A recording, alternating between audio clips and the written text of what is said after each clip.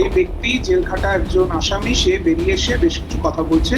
সে মমতা ব্যানার্জি, অভিষেক ব্যানার্জির নাম নিয়ে নিয়ে অনেক কথা বলছে। দেখুন, সরকার এসছে, নতুন বিজেপির সরকার এসছে। বিজেপির যিনি এখন বর্তমানে উচ্চশিক্ষা মন্ত্রী জগন্নাথ চট্টোপাধ্যায় বাবু, তিনি বলছেন যে কোথাও কোনো দুর্নীতি হতে দেবো না, কিছু হতে দেবো না, সেটা গরম করে দেবো। তো আমরা তো এখন একটা সেটা গরম আচ্ছা, একটা মিনিট নীলাঞ্জন, এই মুহূর্তে সিএম মনে হয় লাইভে রয়েছেন, আমি একবার চলে যাব সরাসরি। আজকেই দেখবেন বেশ কয়েকটা আয়ুষ্মান মন্দির, যেটা 45 দিনের মধ্যে কমপ্লিট হয়েছে, উদ্বোধন হয়েছে। 208টা 110 অ্যাম্বুলেন্স উদ্বোধন হয়েছে, 102 অ্যাম্বুলেন্স উদ্বোধন হয়েছে প্রসূতি মায়ের জন্য। 2200 বেড অ্যাড হয়েছে। না না, অভিযোগ এসেছে, আমি দেখেছি। এখানে এসপি আছেন, তিনি তদন্ত করবেন এবং জেলা শাসক বা স্বাস্থ্য দপ্তরের যা হেল্প নেওয়ার পুলিশ নেবে। ইটস এ ক্রাইম হলে দেখার জন্য ভারতীয় ন্যায় সংহিতাতে যা করার করা হবে। দাদা, কেন্দ্রীয় স্বরাষ্ট্রমন্ত্রীর সাথে জনবিন্যাস যে সমস্ত রাজ্যে বদলেছে, ও মডেল তো দেখেছেন ফলতাতে, আর নতুন মডেল না দেখানোই ভালো। একটি উচ্চ পর্যায়ের কমিটি গঠন করা হয়েছে যারা কেন্দ্রীয় স্বরাষ্ট্রমন্ত্রীর সাথে বৈঠক করেছে, যেখানে জনবিন্যাস বদলে গেছে। তারা ফিল্ড সার্ভেও করতে যাবে। আপনারাও তো বলেছিলেন ভোটের আগে যে এখানে বিভিন্ন জায়গায় জনবিন্যাসের একটা পরিবর্তন লক্ষ্য করা যাচ্ছে। আপনারাও কি? আপনার কাছ থেকে মুখে শুনে তো বলবো না।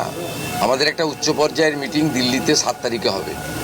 সেখানে ভারত সরকারের স্বরাষ্ট্র দপ্তরের লোকেরা থাকবে, পশ্চিমবঙ্গ থেকে আমি সহ আমাদের স্বরাষ্ট্র দপ্তরের আধিকারিক, সিএস, ডিজিপি সবাই যাবেন। আমরা যৌথভাবে আলোচনা করে, যেটা সেন্ট্রাল গভর্নমেন্টের গাইডলাইন, কেন্দ্রীয় স্বরাষ্ট্র মন্ত্রী মহোদয়ের যে গাইডলাইন বা তার যে মার্গদর্শন, তাতে আমরা কাজ করব, একসঙ্গে কাজ করব। এবং প্রথম ধাপে আমরা অনেকগুলো কাজ করেছি এই 45-50 দিনে। 100 হচ্ছে বিএসএফকে জমি হস্তান্তর করা, দ্বিতীয় হচ্ছে 12টি জায়গায় হোল্ডিং স্টেশন তৈরি করা, এবং প্রায় 5-10 হাজারের কাছাকাছি মানুষকে আমরা ডিপোর্ট করতে পেরেছি যারা অবৈধ অনুপ্রবেশকারী। এখনও 1000-1500 মানুষ আমাদের বিভিন্ন হোল্ডিং স্টেশনে রয়েছে। বর্ডারের থানাগুলি বিএসএফের সঙ্গে যৌথভাবে সম্পর্ক রেখে তারা যারা অবৈধ অনুপ্রবেশকারী বা ভারতীয় নয় তাদেরকে হোল্ডিং স্টেশনে আনছে এবং তাদেরকে কথা বলে প্রোটোকল মেনে, পররাষ্ট্র নীতি যা তার যে গাইডলাইন আছে মেনে থ্রু বিএসএফ হ্যান্ডওভারও হচ্ছে।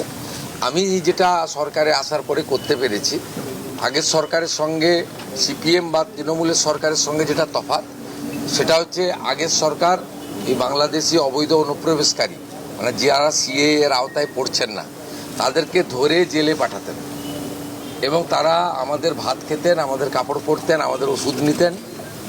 আমি এসে সেটাকে তুলে দিয়েছি, আমরা তুলছি, হোল্ডিং স্টেশনে রাখছি 1 দিন 2 দিন 3 দিন, তারপরে আমরা সরাসরি ডিপোর্ট করছি। এবং মূলত ভোটার লিস্টে ডিটেক্ট আর ডিলিট যারা হয়ে গেছে, এবারে তৃতীয় যে অংশটা বাকি আছে ডিপোর্ট, সেই কাজটা চলছে। এই কাজটা খুব দ্রুতর সঙ্গে চলছে, দুটো কাজ একসঙ্গে চলছে, ডিপোর্টের কাজও চলছে আর বর্ডারে বিএসএফকে ল্যান্ড হ্যান্ডওভারের কাজ চলছে। কারণ এটা শুধু পশ্চিমবঙ্গের সীমান্ত সুরক্ষার প্রশ্ন নয়, জাতীয় সুরক্ষার প্রশ্ন রয়েছে। আর এই জনবিন্যাস বদলে যাওয়ার যে বিষয়টা এর সঙ্গে যুক্ত, 1 আগস্ট থেকে সেন্সাস শুরু হচ্ছে এবং এই সেন্সাসের ফল পাবেন 27 সালের 28 ফেব্রুয়ারি মধ্যরাতে। এই সেন্সাসের চিত্রটা এসে গেলে আরও বেশি করে আগামী দিনে লং টার্মে পশ্চিমবঙ্গের এই ডেমোগ্রাফি চেঞ্জ নিয়ে আমরা অনেকগুলো ফ্রুটফুট অ্যাকশন নিতে পারবো भारत सरकार और स्वराष्ट्र दफ्तर गाइडलाइन में। हिंदी में दादा क्या कहना चाहेंगे, जिस तरह से आज अन्नपूर्णा अभी आप लोगों ने किया, तो क्या कहना चाहिए? देखिए, मोदी जी का गारंटी था, पश्चिम बंगाल सरकार वो गारंटी पूरा करने का काम कर रहा है। आज 1,10,00,000 हमारी नारी शक्ति का खाते में थ्रू डीबीटी 3,000 करके रुपया चला गया और भी 20 लाख प्रोसेस में है। कुल 1,60,00,000 का पिटीशन आया था, 26 लाख का रिजेक्ट हुआ, क्राइटेरिया फुलफिल नहीं किया। बाकी लोग को हम लोग ट्रांसफ़र करने का आज बड़ा एक हर असेंबली में मानने चलिए 35,000 करके आज बेनिफिशियरी दीदी बहन को उनका अकाउंट में खाते में मिला। हमारी मोदी जी का जो गारंटी था, संकल्प पत्र में हम लोग का जो वादा था वो पूरा करने का काम ये डबल इंजन का सरकार कर रहा है। नॉट ओनली द अन्नपूर्णा योजना, आज से विकसित भारत जी राम जी चालू हुआ है। काल इनोग्रेशन होगा, तिरुपति से करेगा हमारी ग्रामीण मिनिस्टर शिवराज सिंह चौहान जी।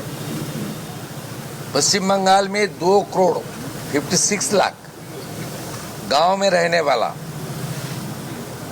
आदमी वो इसके दौरान 125 दिन का काम मिलेगा और एवरेज मान के चलिए अनस्किल को 300, सेमी स्किल को 450 और स्किल को 600 रुपीज डेली मिलेगा। ये एक बड़ा कार्यक्रम भी हमारी आज से शुरू हो गया, विकसित भारत जी राम जी। बाकी बहुत सारा बजट में हम लोग स्कीम लिया है, बहुत सारा सेंट्रल गवर्नमेंट का स्कीम में भी हम लोग इतना दिन तक पिछले सरकार ने उसमें नहीं चालू किया था पश्चिम बंगाल में। इसमें कोई पार्टी का क्या नुकसान हो वो तो पता नहीं मुझे, लेकिन आम जनता का बहुत नुकसान हुआ। इसलिए कल हमारी पश्चिम बंगाल में सचिवालय सेक्रेटेरिएट में सब मिनिस्टर का साथ हेड ऑफ द डिपार्टमेंट का पूरा दिन का मीटिंग है। हम लोग ये हमारी जो बजट है उसका इम्प्लीमेंटेशन और सेंट्रल गवर्नमेंट का जितना भी स्कीम है, जितना भी अपॉर्चुनिटी का है, उनके अंदर कैसे बंगाल का ज़्यादातर लोग को उनका बेनिफिट उनको देना चाहिए और देना होगा, उसका पूरा रोड मैप कल हम लोग करेंगे। आपने सेंसस की बात की है, बॉर्डर की बात की है, जिससे रिपोर्ट का भी बात कर रहे दादा, क्या ये चल रहा है? आपको तो बहुत बार आप लोग न्यूज भी किया है। 1 अगस्त से आपने बोला सेंसस की बात कर रहे हैं। 1 अगस्त से बंगाल में सेंसस चालू हो रहा है, पूरा देश में चालू हो रहा है, इसका पूरा तैयारी चल रहा है हमारी लगातार। और सेंसस रिपोर्ट आ जाने का बाद आपको सब मिल जाएगा। इस बार डिजिटल सेंसस हो रहा है, इस बार सेल्फ डिक्लेरेशन का मौका है, इस बार जातिगत जनगणना है, सब चित्र आ जाएगा, दूध का दूध पानी का पानी हो जाएगा। তো পার্থ চট্টোপাধ্যায়কে সাসপেন্ড করতে 7-8 দিন লেগেছে, তারপরেই কুন্তল, শান্তনু এদেরকেও সাসপেন্ড করা হয়েছে। কিন্তু মূল মাথারা তো এখনও দলের মধ্যে আন্ডার শেল্টারে রয়েছে, তাদের কাছে এই নিয়োগ দুর্নীতির কোটি কোটি টাকা রয়েছে। কারণ নীলাঞ্জন, তাপস মণ্ডল যেটা বলছেন, উনি যেদিন যে বক্তব্যের মধ্যে কালীঘাটের কাকু প্রসঙ্গ তুলে এনেছিলেন, উনি বলছেন যে কুন্তল আমার থেকে টাকা তুলেছে কালীঘাটের কাকুকে দিতে হবে বলে। কে সেই কালীঘাটের কাকু? পরে মিডিয়া ইনভেস্টিগেশন করে সুজয় কৃষ্ণ ভদ্রের নাম বার করলো, যে কিনা লিপস অ্যান্ড বাউন্সের একজন দায়িত্বপ্রাপ্ত কর্মী ছিলেন। মানে যে লিপস অ্যান্ড বাউন্সের মালিকানা কখনো অমিত বন্দ্যোপাধ্যায়, কখনো লতা বন্দ্যোপাধ্যায়, কখনো অভিষেক বন্দ্যোপাধ্যায় সামলেছেন, এমন একটা কোম্পানি। আমি সেটাই বলছি, এই লোকগুলো তো সবাই আন্ডার কাস্টাডি ছিলেন, এখন এরা বাইরে মানে সেটা গরম ইনভেস্টিগেশনটা তো তাহলে হচ্ছে না। এরা বাইরে এসে আপনাদের চ্যানেলকে ইন্টারভিউ দিচ্ছেন, কিন্তু এরা এতদিন ইডি সিবিআই এর কাস্টাডিতে থেকেও এই ইনফরমেশন গুলো ইডি সিবিআই পায়নি। না, ইডি সিবিআই কে দিয়েছে তো, দিয়েছে তো। তারা কেন কাজ করছেন না? এই প্রশ্নটা আপনি আমাকে করছেন যে মূল মাথা, আপনার যদি মনে হয় কেউ একজন মূল মাথা আছে, আপনার যেটা বুদ্ধিতে কুলোচ্ছে সেটা ইডি সিবিআই কুলোচ্ছে না, তো তাহলে তারা কেন অ্যাকশন নিতে পারছে না? সব প্রশ্ন আমার, এই প্রশ্নটা দিয়ে আপনিও শুরু করলেন, আমারও একই প্রশ্ন। বর্তমানে 1.5 মাস হয়ে গেল শুভেন্দু অধিকারীর সরকার এসছে, তারা কি পদক্ষেপ নিয়েছেন? শুধু মুখে মারিতং জগৎ, এই হচ্ছে শুভেন্দু অধিকারীর কাজ। আর মানুষের পেটে লাথি মারা আর নির্বাচিত প্রতিনিধিদের মুখে ডিম মারা, এর বাইরে তো আর কিছু করতে পারছে না এই সরকার। এর বাইরে তো কোনো অ্যাক্টিভিটিই নেই। যদি আপনাদের সত্যি আপনাদের মানে যদি ক্লিনচিং এভিডেন্স থাকে যে কোথাও কেউ দুর্নীতি করেছে, সেটা যেই হোক, সেটা তৃণমূলের যেই নেতাই করুক, তাহলে তার বিরুদ্ধে অ্যাকশন কেন হচ্ছে? আর আপনারা মানে আপনার কি এই যে একের পর এক গ্রেপ্তারিতে আপনি সন্তুষ্ট নয়?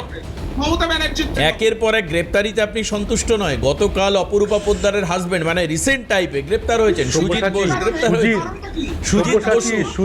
সুজিত বসু গ্রেপ্তার হয়েছেন। একের পর এক জায়গায় পঞ্চায়েত। পার্থ ঝাড়খণ্ড থেকে গুন্ডা এনে রিশরাতে যেই দাঙ্গা করেছিল, আমার পাশের শহর, রাতের বেলা যে দাঙ্গাটা বিজেপি করেছিল, সেখানে অ্যারেস্ট করা হলো রিশরার ফর্মার ভাইস চেয়ারম্যান।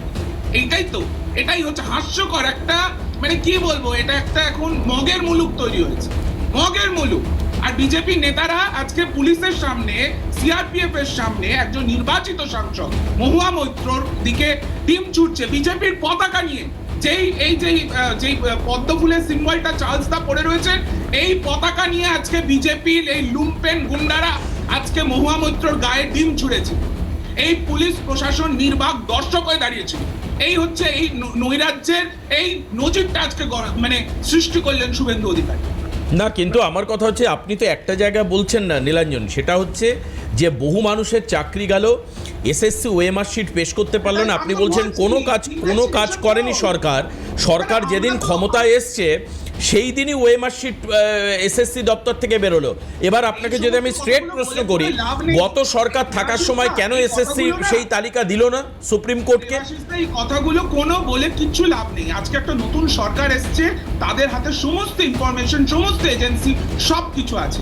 তারা যদি চায়, তাদের যদি ইন্টেনশন থাকে কোথাও কোনো কিছু করার, তারা করতে পারে। তারা জানে এটা কেন করবেন না, কারণ তাদের যারা মাথা তারা নিজেরা এই বিষয়ে ইনভলভ আছে। সেইটাও তো ইনভেস্টিগেশনের আওতায় চলে আসবে না। আচ্ছা ঠিক আছে নীলাঞ্জন, আমি সুভাষিস দার কাছে আছি। সুভাষিস দা, এই যে অভিযোগটা করছে আজকে নীলাঞ্জন, যেটা বুক চওড়া করে করতে পারছে, যে তাহলে ইডি সিবিআই কি করছে, এবং আরেকটা ভয়াবহ অভিযোগ যে এদেরকে গ্রেপ্তার করবে না কারণ বিজেপির মাথারা এদের সঙ্গে জড়িত রয়েছে। নিরঞ্জন কিছু প্রাসঙ্গিক কথা তো বলেছে, তো কোনো ভুল নেই। কারণ ইডি সিবিআই হওয়ার পর ইডি সিবিআইয়ের ভূমিকা নিয়ে তো শুভেন্দু অধিকারী যখন বিরোধী দলনেতা ছিল তখনও তো বলেছিলেন চিৎকার করে যে প্রয়োজনে আমি ঝান্ডা রেখে আমি লড়াই করব সমস্ত বাংলার মানুষকে নিয়ে, যে এই জিনিস হচ্ছে বলে। জেল যাওয়াটা বড় ব্যাপার নয়, লাইন ধরে আগে সব জেলে গেছে, তার পরিণাম কি হয়েছে? এখনো জেলে যাচ্ছে। বিজেপির মুখপাত্র চিল্লিয়ে বলছেন, লাইন ধরে নাম বলছেন, আউটকাম কি আছে? এর আগেও তো প্রচুর সিরিজ অফ লিডারশিপকে দেখেছি যে জেল থেকে জেলে যাচ্ছেন এবং জেল থেকে বেরিয়ে আসছেন।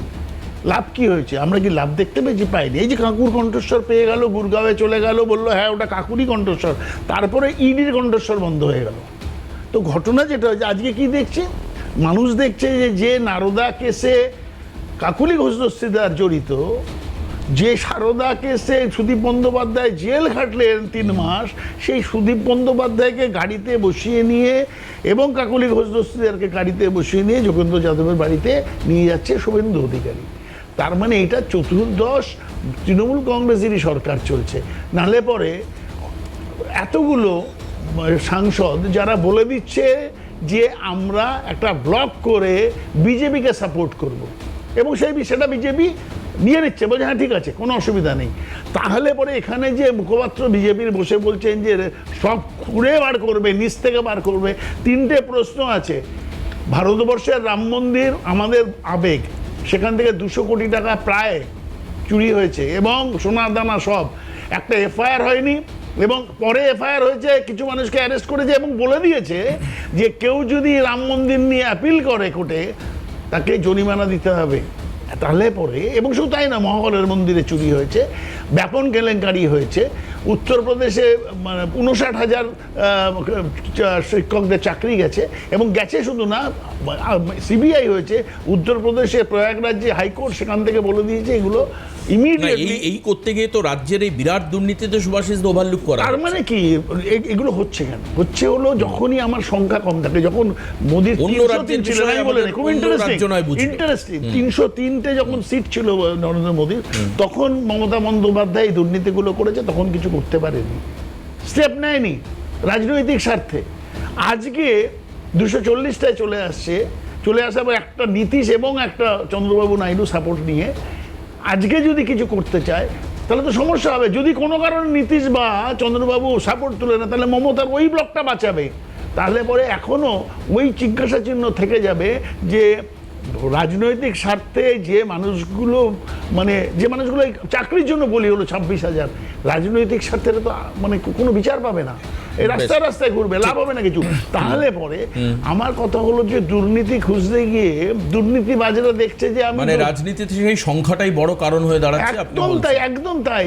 একটা ওই যে ম্যাজিক নাম্বার থাকে না, ম্যাজিক নাম্বারটা ইম্পর্টেন্ট, যার জন্য কিনা অনেকে।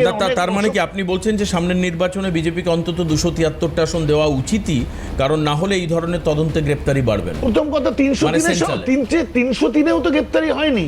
বিজেপি 303 থেকেও, যে আমরা যখন সারদা করলাম, সারদা 2013 সালে, তখন তো লাইন দিয়ে জেলে গেছে, একটারও প্রমাণ হয়েছে, একটারও চার্জশিট হয়েছে। জেলে চলে যাওয়াটাই বিচার না, চার্জশিট হয়েছে কিনা। চার্জশিট দিতে পারেনি, অনুব্রতকে কেন ছাড়তে হয়েছে? ট্রান্সলেটর নেই বলে, বাংলা ট্রান্সলেটর নেই বলে অনুব্রতকে ছাড়তে হয়েছে। তার মানে what was the intention of CBI and rather Modiji? Intention was absolutely clear that let them be free, তাদের ফ্রি করে দাও। আমি আসবো এর কাছে চার্লস নন্দী, আমি আসবো চার্লস, এরপর তো আপনাকে বলতেই হবে, নাহলে আর এই বৃত্তটা সম্পন্ন হবে না। কিন্তু পাশাপাশি এটাও বলে রাখি, আজকে আলোচনা থেকে এটা বাদ দেওয়া যায় না, কারণ সেবাশ্রয়ের 3টি জায়গায়, যেটা অভিষেক বন্দ্যোপাধ্যায় করতেন, একসঙ্গে চার্লসদা বলবেন বিরতির পরে এসে, সেবাশ্রয়ের টাকা বহু লোকের বাকি রয়েছে, অভিযোগ আজকে করেছেন ববি। দ্বিতীয়ত ববি মানে হচ্ছে অভিজিৎ বাবু, যিনি ডায়মন্ড হারবার থেকে অভিষেক বন্দ্যোপাধ্যায়ের এগেনস্টে দাঁড়াতেন আগে। ডাক্তাররা সঠিক নয়, তারা কেউ কেউ হোমিওপ্যাথি চিকিৎসক, কেউ বা আয়ুর্বেদ চিকিৎসক, তারা সেবাশ্রয় অ্যালোপ্যাথিক ট্রিটমেন্ট দিয়েছেন। ওষুধগুলো ঠিকঠাক ছিল না, সাধারণ মানুষ বুঝতো না। পোর্টেবল এক্সরে মেশিন এবং ইউএসজি আল্ট্রাসাউন্ড মেশিন ব্যবহারের ক্ষেত্রে নির্দিষ্ট বিধি মানা হয়নি, অভিযোগ হয়েছে, এবং এই অভিযোগগুলো বিরতির পরে এসে শোনাবো। এই সব অভিযোগের কেন্দ্রবিন্দুতে হচ্ছে অভিষেক বন্দ্যোপাধ্যায়, কারণ অভিযুক্তদের নামের প্রথম তার নামটা হচ্ছে অভিষেক, দ্বিতীয় নাম হচ্ছে সুমিত রায়, তৃতীয় নাম হচ্ছে সুমিত রায়ের অফিসে কাজ করা আরেক ব্যক্তি, চতুর্থ নাম হচ্ছে জাহাঙ্গীর খান। এইভাবে নির্দিষ্টভাবে নাম করে করে অ্যাকিউজড পারসন ব্লাফবাজি করেছে, যেখানে মানুষকে মিথ্যা আশ্বাস দিয়ে তাদেরকে জোর করে যে সেবাশ্রয় ক্যাম্পগুলোতে নিয়েছে, যে ভালো পরিষেবা পাওয়া যাবে, ভালো ডাক্তার আছে, কিন্তু আমরা ইনভেস্টিগেশন করে দেখেছি যে ডাক্তাররা কেউ ছিলই না, অধিকাংশ হোমিওপ্যাথি ডাক্তার, হাতুড়ে ডাক্তার, তাদেরকে সাদা অ্যাপ্রন পরিয়ে তাদের ডাক্তার সাজিয়ে আনা হয়েছে, এবং ভুলভাল লোককে ওষুধ দিয়েছে। ওইগুলো কি ওষুধ, কোন কোম্পানির ওষুধ, সেগুলো এক্সপায়ারি কিনা, তার সেগুলো মানে পুরো মানুষ, গরিব খেটে খাওয়া মানুষ, তারা জানবে কি করে? তাদের ফোর্সফুলি আসতে বাধ্য করেছে তৃণমূলের নেতা নেত্রীরা।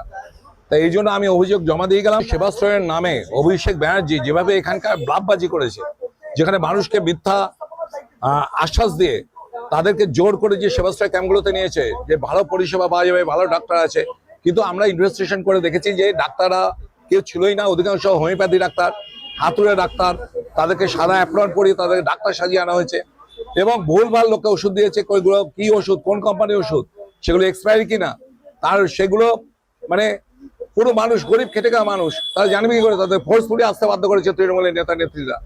তাই এই জন্য আমি অভিযোগ জমা দিয়ে গেলাম। যে কোটি কোটি টাকাও পেলো, এই টাকার উৎসটা কোথায়? প্রচুর আমার কাছে অভিযোগ আছে, যেখানটায় ও বিভিন্নভাবে ও মানুষকে টাকা দেয়নি। এই কালকেই আমার কাছে একটা কমপ্লেন এসছে, যেখানে একজন ফ্লেক্স এই বিদ্যানগরে যে সেবাশ্রয় ছিল, সেখানে তার আপনার 11 লক্ষ টাকা তার দেয়নি। তো এরকম কোটি কোটি টাকা লোকের বাকি করে গেছে ডায়মন্ডবাসীর, এই দক্ষিণ চুষা লোকদের। প্যান্ডেলের টাকা দেয়নি, মাইকের টাকা দেয়নি, ফ্লেক্সের টাকা দেয়নি। এই কোটি কোটি টাকা দিয়ে ও একটা ব্লাফবাজি করে ভোটের সব। একটু আগেই আমাদের গেস্ট নীলাঞ্জন বলছিলেন যে গ্রেপ্তারি কোথায়, গ্রেপ্তারি কোথায়, আর এই ওনার বক্তব্য শেষ হওয়ার সাথে সাথেই আমার কাছে খবর আসলো যে পুরুলিয়া থেকে দেবরাজ চক্রবর্তীকে গ্রেপ্তার করেছে রাজ্য পুলিশ। এই মুহূর্তের বড় খবর, বিগ ব্রেকিং আপনাদের সামনে রাখবো। বিধাননগর পুরসভার প্রাক্তন কাউন্সিলর দেবরাজ চক্রবর্তী, যিনি গত যে বিধায়িকা ছিলেন অদিতি মুন্সি চক্রবর্তী, তার স্বামী, পুরুলিয়া থেকে গ্রেপ্তার করা হলো দেবরাজ চক্রবর্তীকে, গ্রেপ্তার করলো রাজ্য পুলিশ। বিগ ব্রেকিং এই মুহূর্তের বড় খবর, দেবরাজ চক্রবর্তী প্রাক্তন বিধায়ক অদিতি মুন্সির স্বামী, তাকে গ্রেপ্তার করলো পুলিশ। মফিজুল আমাদের প্রতিনিধি আমাদের সঙ্গে রয়েছেন। মফিজুল, বিস্তারিত জানবো তোমার থেকে। গত পুরুলিয়া থেকে গ্রেপ্তার করা হয়েছে দেবরাজ চক্রবর্তী, যিনি প্রাক্তন কাউন্সিলর বিধাননগর পৌরসভা 7 নম্বর ওয়ার্ডের। এই দেবরাজ চক্রবর্তী, যিনি তার বিরুদ্ধে প্রথম অভিযোগ হয়, এফআইআর হয়, তারপরে তিনি কিন্তু সেখান থেকে আগাম জামিনের জন্য কলকাতা হাইকোর্ট পর্যন্ত গিয়েছিল। এবং এই দেবরাজ চক্রবর্তীর বিরুদ্ধে অভিযোগ ছিল একজন প্রসেনজিৎ নামে একজন কর্মীকে, বিজেপি কর্মীকে খুনের মামলায় তিনি অভিযুক্ত ছিলেন। এবং এর পাশাপাশি তার বিরুদ্ধে একাধিক অভিযোগ রয়েছে, শুধু খুনের অভিযোগ নয়, তার পাশাপাশি তার বিরুদ্ধে অভিযোগ রয়েছে বিভিন্ন ধরনের লুটপাট, তোলাবাজি, অত্যাচার, বিভিন্ন ধরনের অভিযোগ কিন্তু এই দেবরাজ চক্রবর্তীর বিরুদ্ধে রয়েছে। মূলত প্রসেনজিতের এই মানে মৃত্যুর ঘটনার পরিপ্রেক্ষিতে যে অভিযোগ দেওয়া হয়েছিল, সেখানে কিন্তু তাকে অভিযুক্ত করা হয় দেবরাজ চক্রবর্তীকে, তার নামে এফআইআর হয়েছিল। ফলে তারপর থেকে তিনি কিন্তু কলকাতা হাইকোর্টে আগাম জামিনের জন্য আবেদনও করেছিলেন, কিন্তু তারপরেও তিনি নিজেও কিন্তু লুকিয়েছিলেন বা তিনি যেহেতু বাড়িতে থাকছিলেন না, আত্মগোপন করেছিলেন। তারপর তার খোঁজে বিভিন্ন জায়গায় পুলিশের তরফ থেকে তল্লাশি চালানো হচ্ছিল। অবশেষে তাকে কিন্তু পুরুলিয়া থেকে গ্রেফতার করা হচ্ছে, এমনটা কিন্তু পুলিশ সূত্রে আমরা জানতে পারছি। আজকে তাকে নিহত হতে পারে এমনটাও খবর। ফলে সেই জায়গা থেকে দাঁড়িয়ে দেবরাজ চক্রবর্তী একজন অত্যন্ত প্রভাবশালী একজন তৃণমূল কংগ্রেসের একজন কাউন্সিলর ছিলেন বিধাননগর পৌর নিগমে। ফলে তাকে গ্রেফতার করা, তার বিরুদ্ধে বিভিন্ন রকম ভাবে অভিযোগ, বিশেষ করে বাগুইয়াটি অঞ্চলে, যেখানে বাগুইয়াটি এবং যে এলাকার নতুন বিধায়ক নির্বাচিত হয়েছেন বিজেপির তরফ থেকে, আইনজীবী রয়েছেন, আইনজীবী বুঝতে পেরেছি, গ্রেপ্তার করা হয়েছে এবং কলকাতায় আজই নিয়ে আসা হতে পারে। আমি আলোচনায় চলে আসব। চার্লস নন্দী আমাদের সঙ্গে রয়েছেন। একের পর এক গ্রেপ্তারির সঙ্গে আপনি দেখতে পাচ্ছেন সেবাশ্রয়, কিন্তু আমি লেটেস্ট এই যে আপডেট, দেবরাজ তরুণজ্যোতি তিওয়ারি, যিনি রাজারহাট গোপালপুরের বিধায়ক, তিনি বলছেন যে 1000 কোটি টাকার উপর দুর্নীতি করেছে এই দেবরাজ। 1000 কোটি, 1000 crore। দেখুন, এটা হচ্ছে দুর্নীতির বঙ্গোপসাগর যাকে বলে। এই দেবরাজ আগে তো কংগ্রেস করতো, কংগ্রেসের টিকিটে ও জিতেছিল। যারা করছে তারা সবাই কংগ্রেস করতো। আজ সারস্বত বাবু সেটাও উনি বলছে, তাই বলে বলেছে কংগ্রেস দোষী। কংগ্রেস দোষী তো উনি বলেননি, আগে কংগ্রেস করতো, কংগ্রেস থেকে উনি চলে এলেন তৃণমূলে। হ্যাঁ, কালকে বিজেপিতে গেল নেমে অশোক চৌহানের মতো। আপনার সঙ্গে কথা বলুন, দাঁড়ান শেষ করতে দিন। বলুন। হ্যাঁ, কংগ্রেস থেকে তৃণমূলে এলো। এবার তৃণমূলে এসে ও বলেছে 1000 কোটি, কিন্তু আমার কাছে খবর হচ্ছে 2000 কোটি টাকার সম্পত্তির মালিক। এটা যখন শুভেন্দু অধিকারী এলওপি ছিলেন তখনই দেবরাজকে নিয়ে উনি বলেছিলেন যে ওই বেটেটা যে ভাইপোর হয়ে টাকা তোলে, ওই বেটেটাকে আমরা দেখবো। আজকে বেটেটা, ওই বেটে কথাটা বলেছিলেন, দেবরাজের নাম না করে বলেছিলেন। আজকে বেটে ভেতরে ঢুকে গেছে। এটা হলো একটা পার্ট। সেকেন্ড পার্ট হচ্ছে যে একটু আগে সেবাশ্রয়ের কথা হচ্ছিল। সেবাশ্রয়ের ব্যাপারে যে মূল যে অভিযোগগুলো, সাংঘাতিক অভিযোগ। ওই ডায়মন্ড হারবার মডেল, মানে ভাইপো যেটা ভেবেছিল যে যেভাবে উনি ডায়মন্ড হারবারে ইলেকশন জেতেন, মানে যেখানে 1000 ভোটার যে বুথে, সেখানে উনি 1300 ভোট পান, যেভাবে ইলেকশন জেতেন সেভাবে উনি ভেবেছিলেন যে মানুষের স্বাস্থ্য সেবা করবেন। যেখানে দেখা যাচ্ছে যে লোকগুলো ডাক্তারই নয়, সেই ডাক্তারগুলোকে ডাক্তার সাজিয়ে তিনি সারা রাজ্যে ডায়মন্ড হারবার মডেল করার প্ল্যান করেছিলেন। বলেছিলেন যে এবারে সেবাশ্রয় যেহেতু ডায়মন্ড হারবার সাকসেসফুল হয়েছে, অতএব রাজ্যের বিভিন্ন জায়গায় করতে হবে। এই জন্যে আমার মনে হয়েছে যে ভাইপোর অ্যারেস্ট অনিবার্য। আমরা ভাইপোকে অ্যারেস্ট করার জন্য যা করা সব করব। আর নেক্সট পয়েন্ট হচ্ছে, একটু আগে আমার যিনি প্যানেলে আছেন কংগ্রেসের মুখপাত্র, তিনি বলছিলেন যে বিজেপির স্ক্যাম উত্তরপ্রদেশে। মনে করিয়ে দিই, কংগ্রেসের যে 75,000 কোটি টাকার স্ক্যাম, গৃহলক্ষ্মী স্ক্যাম, ক্যাক কি বলছে 500 কোটি টাকার ইরেগুলারিটিস কর্ণাটকে। আচ্ছা, তারপর চলে আসুন বাল্মীকি কর্পোরেশন স্ক্যাম, 2000 কোটি টাকার ইরেগুলারিটিস ক্যাক বলছে। তারপরে চলে আসুন খার্গের যে নিজস্ব ট্রাস্ট, যে ট্রাস্ট করে খার্গে ল্যান্ড স্ক্যাম করেছে 1000 কোটি টাকা। আমি তো এইখান থেকে খার্গেকে এই অভিযোগে আবার উনি যদি বলতে যায় তাহলে অন্য আমি যেটা বলতে চাইছি যে এইবার নরেন্দ্র মোদী সরকারের ক্যাগ বলেছে সবচাইতে দুর্নীতিগ্রস্ত হলো নরেন্দ্র মোদী সরকার। অন্যদিন আলোচনা হতে পারে। আমি নীলাঞ্জনের কাছে যাব। নীলাঞ্জন, এই মুহূর্তে দেবরাজ চক্রবর্তী গ্রেপ্তার, যার এগেনস্টে 1000 কোটি টাকা তোলা, খুনেরটা আমি ছেড়েই দিলাম, খুনের মামলা সেটা তো হবেই, কিন্তু এই যে তোলা সম্পত্তি বাড়ানো, হিউজ একটা সম্পত্তি তৈরি করা, তুলে প্রমোটিং থেকে তোলা, ব্যবসায়ীদের থেকে তোলা, সমস্ত জায়গা থেকে তুলে, এতে কি মনে হয়? এতে তো পশ্চিমবঙ্গের শিল্প, ব্যবসা, সংস্কৃতি সবের পরিবেশ নষ্ট হয়ে গেছে।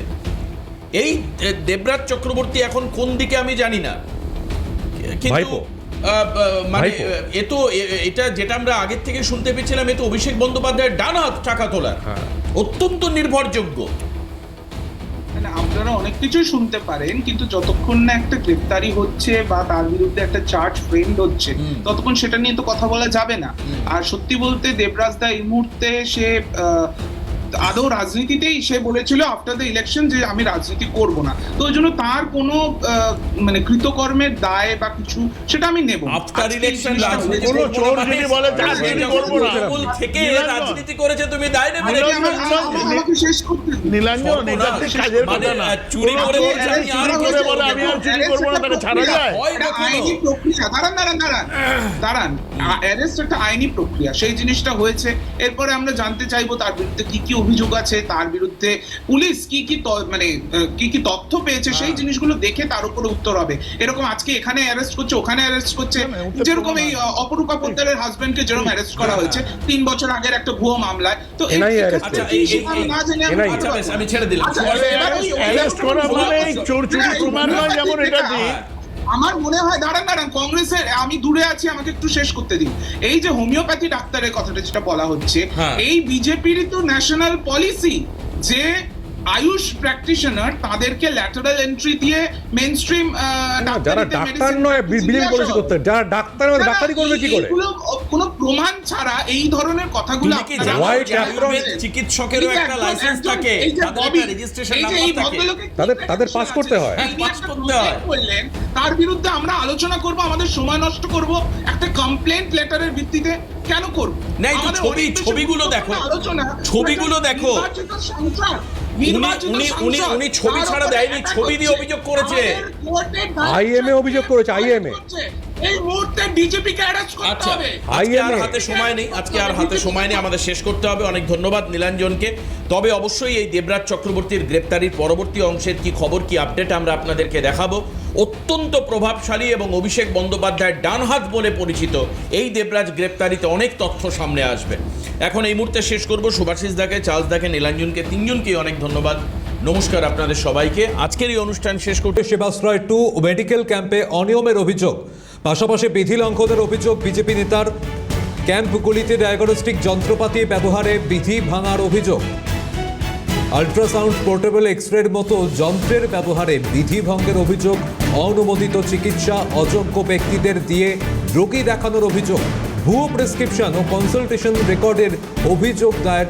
বায়োমেডিকেল বর্জ্য ব্যবস্থাপনায় গাফিলতির অভিযোগ। সরকারি সম্পদের অপব্যবহারের, আর্থিক অনিয়ম ও অপরাধমূলক ষড়যন্ত্রেরও অভিযোগ তুলেছেন বিজেপি নেতা। এফআইআর দায়ের করে নিরপেক্ষ তদন্তের দাবি জানিয়েছেন তিনি। অভিযোগের কপি ইতিমধ্যেই ডায়মন্ড হারবার পুলিশ জেলার এসপিকেও দিয়েছেন। অভিযোগকারী তিনি কি বলছেন শোনাবো আপনাদের।